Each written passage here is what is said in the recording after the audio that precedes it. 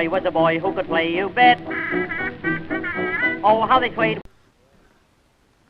So before I leave the Everglades for this year, I just stopped down here at Royal Palm to check out the boardwalk and gators.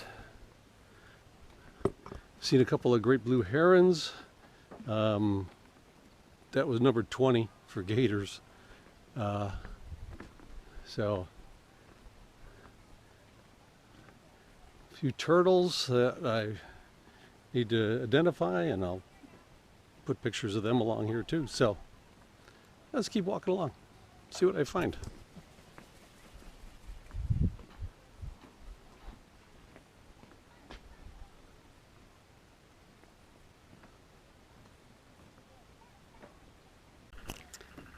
So here's a little challenge for you all. How many gators do you see?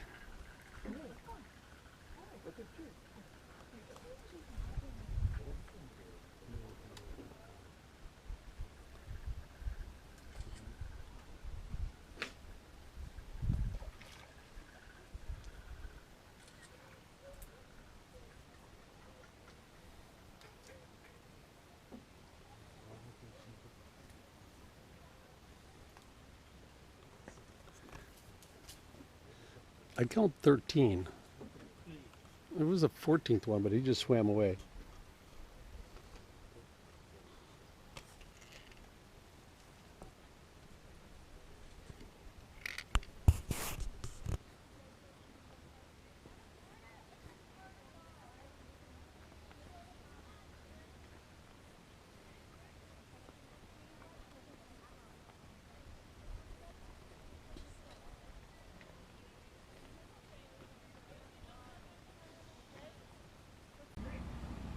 So when I pulled in, I was wondering why all these cars have tarps over them.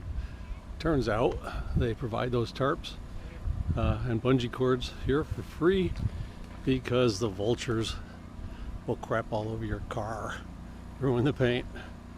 So sort of nice, unless you're the one who comes in here with ran out of tarps and I can't tarp the bus. Oh well. Okay, so before I leave the Everglades for this year, I decided to stop at the last Nike missile base. One back here behind me. Rocket motors, you get it up in the air, then they would drop off, and this would take it to target. And warhead on the end. When they were transporting these, they transported them in what looks like a tanker truck. So, those of us in the general population wouldn't see, wouldn't realize that there was a missile being transported through. So, a little bit closer view of the actual warhead and unrefurbished launch motors. Now this was built and set in place during the Cuban Missile Crisis in '62, I think, or was it '61? Anyway, we're here in the Everglades. We're not that far from Cuba. The way it would work is the radar would pick up bombers coming in, and when they got to a spot that was the target area, this would go up and explode. It can carry two different kinds of warheads, either conventional or nuclear. And they tell me that the Hiroshima was a 5 kiloton nuclear bomb, and this would be like a 40 ton. They said just by looking at it, you could tell what kind of warhead it was, because this would be for conventional and this would be for nuclear. So,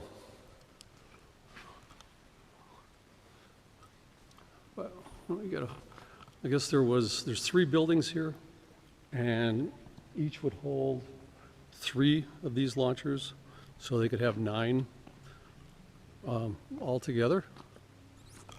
And so, who would have thought that this was in the Everglades? But then again, I got a friend with a missile silo in the Adirondacks, and I never would have thought there'd been one there either. So, all right, I'm out of the Everglades today, so see you in a few. Bye. So, coming in or coming out of the Everglades, make sure you stop at Robert's Fruit Stand. They'll make you a milkshake out of pretty much any kind of fruit that they got. And I'm trying their dragon fruit, pineapple, and kiwi. It's pretty tasty. So, just make sure you stop at Robert's Fruit Stand. It's worth the stop.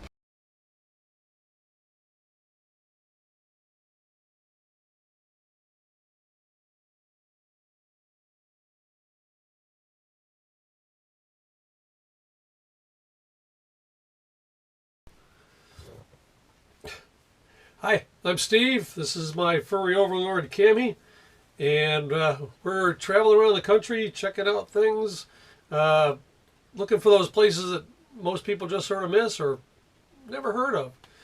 If you like the video, give me a thumbs up, subscribe, tell your friends and neighbors about it, and if you want to make a contribution, there's a button up there on my homepage, and as long as they last, every $5 you send, I'll send you a couple of stickers. So